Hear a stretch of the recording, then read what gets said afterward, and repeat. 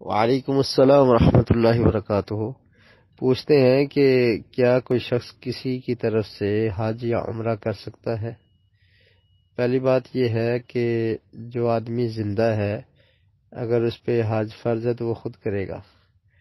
لیکن اگر وہ طاقت نہیں رکھتا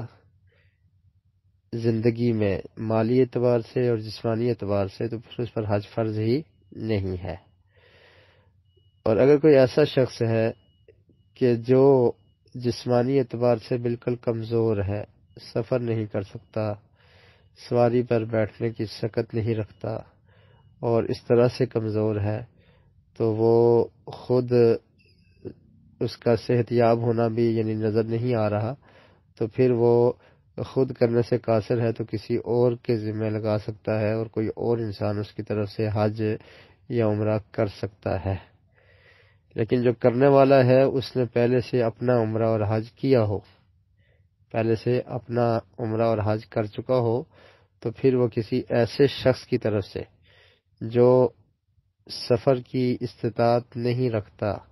اور بالکل بیمار اور لاغر ہے اس کی طرف سے کر لے گا حج یا عمرہ، یا پھر وہ شخص فوت ہو چکا ہے تو اس کی طرف سے بھی کیا جا سکتا ہے، لیکن اس کے لیے یہ شرط ہے کہ اس انسان نے پہلے خود اپنا حج اور عمرہ کیا ہو، تو پھر ہی وہ کسی دوسرے کی طرف سے کرے گا۔ اور دوسرے کی طرف سے ہر شخص کی طرف سے نہیں ہوگا، فوت شدہ کی طرف سے ہو سکتا ہے، یا ایسا شخص جس کی صحت یابی ناممکن ہے اور وہ سفر کی استطاعت نہیں رکھتا، تو ایسے شخص کی طرف سے بھی کیا جا سکتا ہے۔ واللہ عالم بالصواب۔